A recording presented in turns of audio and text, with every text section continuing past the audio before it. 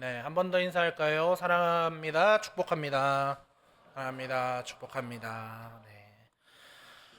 사랑하는 청년 여러분, 지금 저희 교회는 엄청나게 큰 축제를 준비하고 있습니다. 어떤 축제죠? 네, 새생명 전도 잔치를 준비하고 있습니다. 매년 전도 잔치가 다가오면 우리는 이 전도에 대해서 생각해 보게 되는 것 같습니다. 여러분은 전도라는 이 단어를 들으면 어떤 생각이 먼저 떠오르시나요? 많은 분들이 부담감, 어색함, 또 관계가 깨어질 것 같은 두려움 같은 이 단어들이 떠오르실 거라 생각이 됩니다. 대학교 강의실에서 또 아르바이트를 하는 카페나 직장에서 친구들과 만나는 자리에서 누가 툭 하고 너 교회 다녀? 라고 물어볼 때 심장이 덜컥 내려앉는 경험. 다들 한 번쯤은 있으실 거라 생각합니다. 아, 여기서 내가 뭐라고 답을 해야 되지? 혹시 내가 광신도처럼 보이지는 않을까? 그렇게 이상하게 보면 어떡하지? 온갖 걱정이 앞서면서 애써 화제를 돌리거나 그냥 웃어 넘기고 싶으셨던 적이 있으시지 않을까 생각해 봅니다. 여러분은 월요일 되면 이제 학교를 가거나 직장으로 가시죠. 그럴 때 흔히 어떤 대화를 나누세요? 어떤 대화를 나누시나요? 아마 열의 아홉은 주말에 뭐 했니? 라는 질문을 받으실 거라 생각을 합니다. 그것으로 거의 대화를 시작하죠. 저 역시 예전에 그랬던 경험이 있습니다. 제가 군복무를 이제 공익을 했는데 그 군복무를 법원에서 했거든요. 법원에서 이제 근무를 할 때 월요일이 되면 함께 일하는 동생이 한 명 있었어요. 그 동생이 형 주말에 뭐 하셨어요? 라는 질문을 하면 저는 별 생각 없이 난 교회 다녀왔어 라고 이야기를 했습니다. 자, 어느 날 그런데 그 동생이 정말 순수한 호기심으로 저에게 되물어봤습니다. 교회 가면 보통 뭘 하냐? 그냥 앉아서 설교만 듣고 있는 거냐? 그러한 질문을 저에게 했습니다. 악의도 없었고 비판도 없었던 그냥 정말 순수한 평범한 질문이었습니다. 그런데 그때 제 머릿속은 순간 복잡해지기 시작했어요. 여기서 내가 뭐라고 답을 해야 되지? 예배, 찬양, 기도, 교제 이런 것들을 어떻게 설명해야 이 친구가 지루하지 않을까? 괜히 너무 종교적인 사람처럼 보이면 어떡하지? 내 신앙의 세계와 이 친구의 세계는 너무나 다른데 내가 잘 설명할 수 있을까? 그리고 이 친구가 그 설명에 이해할 수 있을까라는 생각이 들었습니다. 그리고 그 짧은 순간에 그 수많은 생각들이 스쳐 지나가고 나서 저는 결국 가장 간단하고 무미건조한 대답을 선택했습니다. 그냥 예배드리고 사람들이랑 밥 먹고 보통 다들 그렇지 않냐라고 이야기를 했습니다. 제 대답은 사실이었지만 그 안에는 아무런 생명력도 기쁨도 의미도 담겨 있지 않았습니다. 그리고 그 동생은 그렇구나 라고 말했고 대화의 주제는 금세 다른 이야기로 넘어갔던 경험이 있습니다. 그 친구와 이야기를 나누고 자리에 앉았는데 참 마음 한구석이 왠지 모르게 씁쓸한 것을 느끼게 되었어요. 극적인 거절을 당한 것도 아니었고 날이선 비판을 받은 것도 아니었지만 제 삶에 어떻게 보면 가장 중요한 부분을 차지하는 그 교회에서의 뜨거운 시간을 저는 그저 별거 아닌 주말의 일과처럼 포장해 버렸다라는 것이죠. 그 친구가 제 세상의 문을 살짝 노크했는데 저는 그 문을 활짝 열어 보여주는 대신에 좁은 틈만 살짝 보여주고 서둘러 닫아버린 셈이 되었습니다. 바로 그 평범한 순간에 저는 침묵하는 그리스도인이 되어버린 것이죠. 또 더 솔직하게 이야기를 해볼까요? 전도는 특별한 은사가 있는 사람이나 하는 거지라고 생각하면서 나처럼 말주변이 없고 내 삶 하나도 건사하기 힘든 사람이 어떻게 전도를 할 수 있지? 라고 생각하며 아예 마음의 문을 닫아버린 적은 없었나 생각해 봅니다. 마치 학교를 다닐 때에 우리가 풀기 싫은 숙제처럼 전도는 우리에게 반드시 해야 하지만 할 수만 있다면 피하고 싶은 어려운 과제가 되어버린 지 오래인 것 같습니다. 그래서 우리가 전도잔치가 다가오면 누구를 데려와야 하나 그렇게 고민을 하면서 스트레스도 받고 일상에서는 최대한 이 신앙을 드러내지 않는 투명인간 그리스도인으로 살아가려고 할 때가 있습니다. 사랑하는 여러분, 이 모든 두려움과 부담감의 거대한 벽은 우리가 전도를 내가 반드시 해내야 하는 어렵고 힘든 과제로 여기기 때문에 생겨나는 것입니다. 나의 능력으로, 나의 말솜씨로, 나의 노력으로 한 사람을 설득해야 한다라는 이 압박감이 우리를 짓누르는 것이죠.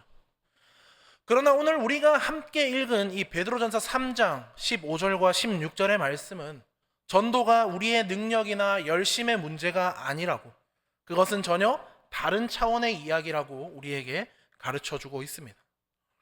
이 말씀은 핍박과 고난이라는 가장 혹독한 질문 앞에서 두려워 떨고 있었던 초대교회의 성도들에게 주신 하나님의 처방전과 같습니다. 그러므로 이것은 단순히 어떻게 말할 것인가를 다루는 화술 지침서가 아니라는 것이죠. 이 말씀은 우리가 누구이며 무엇으로 살아가야 하는가에 대한 우리의 정체성을 근본적으로 뒤흔들고 새롭게 하는 능력의 말씀입니다. 우리의 힘으로는 감당할 수 없는 일을 억지로 해내라고 등을 떠미는 명령이 아니라 우리 안에 이미 주어진 그 능력과 기쁨을 어떻게 흘려보낼 수 있는지를 알려주는 사랑의 초대장인과 같은 것이죠. 오늘 말씀을 통해 전도라는 이 이름의 무거운 짐을 다 함께 내려놓고 다시 대신에 우리의 평범한 일상 속에서 기쁨과 능력으로 세상의 질문에 답하는 사람으로 살아갈 참된 힘과 동기를 얻는 복된 시간이 되시기를 주님의 이름으로 축원합니다.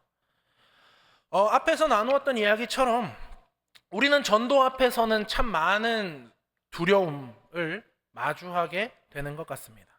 그리고 어색함, 관계가 깨어질 것 같은 두려움, 나의 부족함에 대한 두려움. 그렇다면 우리는 이 모든 두려움에도 불구하고 왜 세상의 질문에 답을 해야 하는 것일까요?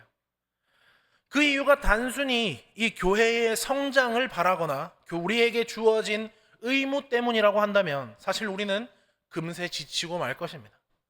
부담감은 결코 우리를 움직이는 지속적인 동력이 될 수 없기 때문이죠. 사도 베드로는 우리 이 모든 대답의 가장 깊은 뿌리, 가장 근원적인 동력을 오늘 본문 15절 첫 구절에서 제시하고 있습니다. 우리 한번 같이 읽어볼까요? 네, 같이 한번 읽어보겠습니다. 시작. 너희 마음에 그리스도를 주로 삼아 거룩하게 하고. 아멘. 이 구절을 우리는 보통 개인의 성화에 대한 명령으로 이해를 합니다.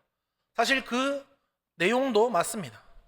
하지만 이 명령은 동시에 세상과 소통하는 우리의 가장 강력한 동기가 어디에서부터 시작되는지를 보여주는 열쇠이기도 합니다. 그리스도를 내 마음의 왕자의 주인으로 모신다라는 것은 내 삶의 주권이 그분께 있음을 인정하는 것입니다. 이것은 내 삶의 모든 우선순위가 죄정렬된다라는 뜻이기도 하죠. 내가 좋아하던 것, 내가 중요하게 여기던 가치들이 아니라 나의 주인이신 예수님께서 기뻐하시고 중요하게 여기시는 것이 내 인생의 가장 중요한 것이 된다라는 말입니다. 자, 그렇다면 우리의 주인이신 예수님의 마음은 어디로, 누구에게로 향하고 있을까? 그분의 시선은 언제나 잃어버린 한 영혼을 향해 있었습니다. 우리 마태복음 18장 12절과 13절을 함께 보시겠습니다. 우리 같이 한번 읽어보겠습니다. 시작. 너희 생각에는 어떠하냐? 만일 어떤 사람이 양 100마리가 있는데 그 중에 하나가 길을 잃었으면 그 99마리를 산에 두고 가서 길 잃은 양을 찾지 않겠느냐? 진실로 너희에게 이르노니 만일 찾으면 길을 잃지 아니한 99마리보다 이것을 더 기뻐하리라. 아멘. 예수님께서는 단 한 마리의 길 잃은 양을 위해 99마리들을 기꺼이 뒤로 두시는 분이심을 우리는 보게 됩니다. 주님의 심장은 집을 나간 탕자를 매일같이 기다리는 아버지의 마음으로, 잃어버린 드라크마를 찾기 위해 온 집을 쓸고 등불을 켜는 여인의 마음으로 애타게 뛰고 있음을 우리는 성경을 통해 확인할 수 있습니다. 우리가 정말 예수님을 내 삶의 주인으로 모시고 사랑한다면 우리는 그 주님의 애타는 마음을 함께 느낄 수밖에 없다라는 것이죠. 내 주변에서 길을 잃고 방황하고 있는 친구들, 그리고 가족들, 동료들을 보면서 이 안타까워하시는 주님의 마음이 내 마음에도 부어지는 것입니다. 사랑하는 청년 여러분, 전도는 여기서부터 시작합니다. 율법적인 의무감이 아니라 주님을 향한 사랑과 그 주님이 사랑하시는 영혼을 향한 뜨거운 사랑의 자연스러운 반응으로 전도가 시작되는 것이죠. 만약 여러분이 이 치사율 100%의 암을 고칠 수 있는 유일한 신약을 발견했다라고 상상을 해보겠습니다. 그런데 며칠 뒤에 가장 사랑하는 친구가 바로 그 암에 걸렸다라는 소식을 듣게 된 것이죠. 여러분은 어떻게 하시겠습니까? 이 약에 대해서 그 친구에게 말하면 우리의 관계가 어색해질까? 내가 의사도 아닌데 설명하다가 실수하면 어떡할까? 이러한 두려움 때문에 그 약에 대한 이야기를 하지 않으시겠나요? 우리는 당연히 그 모든 두려움을 떨치고 그 친구에게 달려가 어떻게든 그 생명의 약을 전해주려 할 것입니다. 왜냐하면 그 친구를 너무나 사랑하기 때문이죠. 죄는 바로 그러한 영적인 암과 같습니다. 그리고 우리에게는 그 예수 그리스도라는 유일한 치료제가 있습니다. 이 사실을 아는 우리가 사랑하는 이들 앞에서 침묵하는 것은 더 이상 단순한 두려움의 문제가 아니라 사랑의 문제입니다. 우리가 전도하지 못하는 진짜 이유는 용기나 지식이 부족해서가 아니라 어쩌면 하나님과 같이 영혼을 사랑하는 사랑이 식어버렸기 때문일지도 모릅니다. 그러니 이번 한 주 다른 무엇보다 우리가 먼저 이렇게 기도하며 우리의 동기를 점검해야 할 줄로 믿습니다. 주님, 잃어버린 영혼을 향한 그 주님의 뜨거운 마음을 저에게도 부어 주시옵소서. 이 사랑이 회복될 때에 우리의 닫혔던 입술도 열리게 될 것입니다. 그리고 사랑의 동기가 회복되었다 하더라도 우리 앞에는 여전히 나 자신이라는 거대한 벽이 서 있는 것을 발견하게 됩니다. 사랑하는 마음은 있지만 막상 입을 열려고 하면 내면의 목소리가 우리를 가로막는 거죠. 야, 네가 뭔데? 네가 성경도 잘 모르면서 네 삶이나 잘 살아. 위선자처럼 보일 뿐이다 라고. 너처럼 여전히 죄와 씨름하고 넘어지는 사람이 누구를 가르치겠다고 그렇게 하는 거냐라고 이야기를 할 거예요. 이처럼 우리는 이 전도를 하려면 최소한 흠없고 모범적인 그리스도인이 되어야 한다라는 완벽주의의 함정에 빠져서 스스로를 실격시키고 맙니다. 그러나 여러분, 성경은 단 한 번도 우리의 완벽함이나 의로움을 전하라라고 말한 적이 없습니다. 베드로가 무엇을 증언하라라고 말했는지 우리가 15절의 말씀을 다시 한번 읽어볼 텐데요. 15절의 말씀 한번 보여주시겠어요? 우리 같이 한번 읽어봅시다. 시작. 너희 속에 있는 소망에 관한 이유를 묻는 자에게는 대답할 것을 항상 준비하되. 우리의 능력과 자격은 우리에게서 나오는 것이 아닙니다. 내 안에 이미 선물로 은혜로 주어진 그 소망 그 자체에서 나오는 것입니다. 이 소망은 내가 노력해서 성취한 것이 아니라 내가 예수님을 믿기로 결단했을 때에 성령께서 우리 안에 심어주신 그 살아있는 능력입니다. 그렇기 때문에 우리의 역할은 모든 것을 완벽하게 아는 개발자가 아니라 그 능력을 먼저 경험한 체험자로서 진실한 사용의 후기를 나누는 것입니다. 우리는 우리의 자신을 증명하는 것이 아니라 우리 안에서 일하시는 그리스도의 능력을 증언할 뿐이다라는 것이죠. 이 관점의 전환은 우리를 모든 압박감에서 자유롭게 합니다. 우리의 연약함은 더 이상 전도의 걸림돌이 아니라는 것이죠. 오히려 우리의 연약함은 하나님의 능력이 가장 선명하게 드러나는 강력한 통로가 될 수 있다는 것입니다. 자, 여러분, 세상은 이미 스스로의 힘으로 성공하고 완벽해 보이는 사람들의 이야기로 지쳐 있습니다. 그들이 정말 마음 깊이 갈망하는 것은 우리처럼 똑같이 불안해하고 넘어지고 상처뿐인 사람들이 어떻게 절망하지 않고 어떻게 다시 일어설 수 있는지에 대한 이야기를 궁금해합니다. 그렇기 때문에 우리의 약점이야말로 이 세상의 힘으로는 설명할 수가 없는 하나님의 은혜를 보여줄 수 있는 가장 효과적인 무대가 되는 것이죠. 위대한 사도였던 이 바울조차도 자신을 평생 괴롭혔던 육체의 가시가 있었습니다. 그 약함 때문에 좌절했던 그 바울에게 주님께서는 이렇게 말씀을 하셨는데요. 그리고 이렇게 고백을 합니다.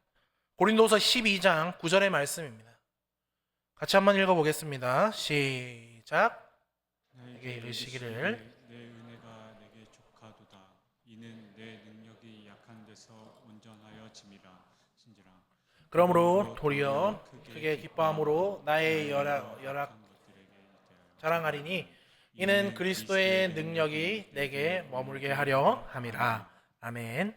사랑하는 청년 여러분, 우리의 약함은 우리를 실격시키는 요인이 아니라 그리스도의 능력이 우리의 삶에 머물게 하는 조건이 됩니다.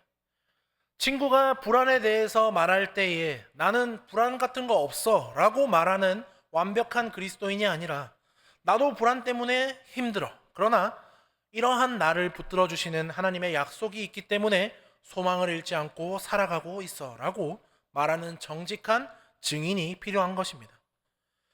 그러니 여러분, 더 이상 내가 완벽해질 때까지 전도를 미루지 않기를 바랍니다.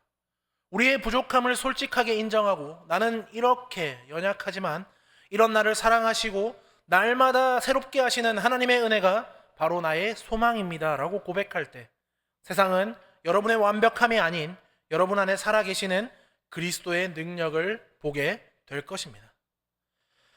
자, 이제 우리에게는 주님을 향한 사랑의 동기가 회복되었고 우리의 연약함이 아닌 내 안의 소망의 능력을 의지해야 함을 깨달았습니다. 자, 그렇다면 이제 마지막으로 이 동기와 능력을 가지고 일상의 현장에서 어떻게 지혜롭게 살아갈 것인가의 방법의 문제가 나왔습니다. 자, 사랑만 가지고 무작정 부딪히는 것이 아니라 지혜로운 접근이 필요하다라는 것이죠. 베드로는 두 가지의 구체적인 방법을 제시하고 있습니다. 첫 번째로는 선한 양심을 가지라는 것이고 두 번째로는 온유와 두려움으로 하라라는 것입니다. 자, 첫 번째 전략은 삶으로 질문하게 만드는 것입니다. 이게 바로 선한 양심을 가지라는 말씀의 실천적인 의미인 것이죠. 자, 다시 말하면 우리가 입을 열어서 복음을 설명하기 이전에 우리의 삶 자체가 이 세상 사람들에게 하나의 흥미로운 예고편이 되어야 한다는 것입니다. 자, 사람들은 예고편을 보고 어떠한 영화 그리고 전체에 대한 궁금증과 기대감을 갖게 됩니다. 마찬가지로 우리의 삶이 세상의 방식과는 다른 매력을 보여줄 때 사람들은 우리의 삶의 본편인 복음에 대해서 궁금해하기 시작하게 될 것이다라는 것이죠. 예를 들어서 모두가 이익을 위해서 부정을 지르는 직장에서 묵묵히 정직함의 손해를 감수하는 모습, 모두가 미래에 대한 불안으로 불평할 때에 설명할 수 없는 평안을 유지하는 모습, 모두가 남을 험담하고 비난하는 그 자리에서 함께 휩쓸리지 않고 침묵하거나 화제를 돌리는 모습, 이러한 선한 양심에서 비롯된 작은 선택들이 모여서 세상과 구별되는 그리스도인의 삶을 만들어 가는 것입니다. 그리고 세상은 바로 그 다름을 기가 막히게 알아차리는 것이죠. 쟤는 왜 저렇게 정직하는 걸까? 쟤는 무슨 빽이 있기에 저렇게 평안한 걸까? 이처럼 우리의 말이 아닌 삶이 먼저 세상에 질문을 던지게 하는 것, 이것이 가장 자연스럽고 강력한 전도의 시작이 될 줄로 믿습니다. 그리고 두 번째 전략은 다리를 놓는 대화를 하는 것이죠.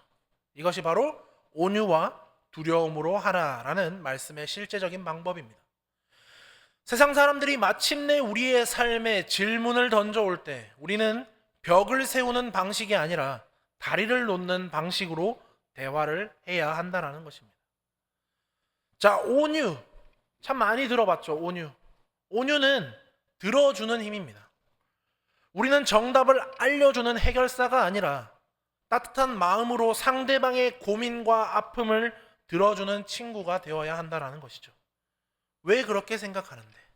교회에 대해서 안 좋은 기억이 있었구나 라고 말하면서 그의 이야기에 먼저 귀를 기울일 때 상대방의 마음의 문이 조금씩 열리기 시작하는 것입니다. 그리고 두려움은 그 사람을 존중하는 태도를 뜻합니다. 우리가 하나님을 경외하기 때문에 한 영혼을 소중히 여기는 거룩한 마음을 이 두려움이라는 단어에 넣을 수 있겠습니다. 상대를 논쟁으로 이겨야 할 상대로 보는 것이 아니라 그리스도께서 피 흘려 사랑하신 존귀한 인격체로 우리가 존중하는 것이죠. 논리로 사람을 설득하는 것이 아니라 나의 부족함에도 불구하고 하나님이 내 삶에 이러한 은혜를 주셨어 라고 말하며 나의 이야기를 진솔히 나누어 줄 때 그 대화는 다리가 되는 것입니다. 그래서 골로새서 4장 5절과 6절은 이렇게 말씀합니다. 골로새서 4장 5절 6절 같이 한번 읽어봅시다. 시작. 외인에게 대해서는 지혜로 행하여 세월을 아끼라. 너희 말을 항상 은혜 가운데서 소금으로 맛을 낸과 같이 하라. 그리하면 각 사람에게 마땅히 대답할 것을 알리라. 아멘. 결국 우리의 일상은 지혜로운 삶으로 질문을 던지고 은혜로운 대화로 다리를 놓는 과정이다라는 것입니다. 다가오는 전도잔치는 이 과정에 좋은 기회가 될 수 있는 것이죠. 우리가 삶으로 질문을 던지고 대화로 다리를 놓았던 그 친구에게 이렇게 말해보는 겁니다. 네가 고민하고 있는 문제에 대해서 내가 경험한 소망에 대해 더 깊이 이야기해주는 자리가 있는데 부담 갖지 말고 한번 같이 가보지 않을래? 우리의 삶과 지혜로운 태도가 먼저 전제가 될 때에 전도잔치로의 초대는 억지로운 강요가 아니라 사랑이 담긴 따뜻한 초대가 될 것입니다. 우리의 모든 일상이 이처럼 이 지혜로운 방법으로 채워지기를 주님의 이름으로 축복합니다. 자, 정리해보면 세상의 질문에 답하는 사람으로 살기 위해서는 그 시작이 유창한 말이 아니라 우리의 마음의 왕자의 그리스도를 주인으로 모시는 사랑의 동기가 시작되어야 한다는 것입니다. 그리고 우리의 능력은 완벽한 삶이 아니라 우리 속에 이미 선물로 주어진 소망의 능력에서 나온다라는 것이죠. 그리고 마지막으로 우리의 방법은 공격적인 논쟁이 아니라 삶으로 질문을 던지고 온유함으로 다리를 놓는 지혜로운 태도여야 한다라는 것을 배웠습니다. 사랑하는 청년 여러분, 이 모든 것을 종합해 볼 때 우리는 한 가지 중요한 결론에 도달하게 됩니다.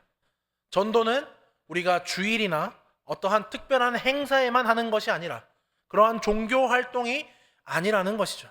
전도는 그리스도를 주로 모신 우리의 삶 자체에서 자연스럽게 흘러나오는 향기이자 빛이어야 한다는 것입니다. 지금 여러분이 서 있는 바로 그곳이 여러분에게 맡겨진 선교지인 것입니다. 여러분의 강의실이, 매일 출근하는 사무실이, 친구들과 함께 웃고 떠드는 카페가, 그리고 심지어 여러분의 가족 카톡방이 바로 하나님께서 여러분을 증인으로 세우신 삶의 현장인 것입니다. 자, 그러므로 더 이상 우리가 전도에 대해서 부담감에 짓눌리지 않기를 바랍니다. 위대한 전도자가 되기 위해서 애쓰지 않아도 괜찮습니다. 하나님은 우리에게 완벽한 배우가 되라고 요구하지 않으십니다. 그저 우리 안에 있는 소망에 대해서 정직하고 진솔한 증인이 되어주기를 하나님께서는 우리에게 원하십니다. 자, 이제 말씀을 맺으며 구체적으로 결단하시기를 부탁드립니다. 먼저 이번 한 주 내 주변에 믿지 않는 친구나 가족 중에 한 사람을 마음에 품고 기도하시기 바랍니다. 하나님, 저 영혼을 향한 아버지의 마음을 저에게도 주시옵소서. 그리고 그 사람을 앞에서 선한 양심을 따라 작은 정직과 친절을 실천하며 삶으로 질문을 던져 보시기 바랍니다. 그리고 그의 이야기에 귀를 기울이는 따뜻한 친구가 되어 주시는 거죠. 마지막으로 다가오는 전도잔치를 그를 위한 사랑의 기회로 삼으시길 바랍니다. 관계에 다리를 놓았다면 내가 가진 이 소망에 대해 한번 들어보지 않을래? 라고 온유하게 초청하는 용기를 구하시기 바랍니다.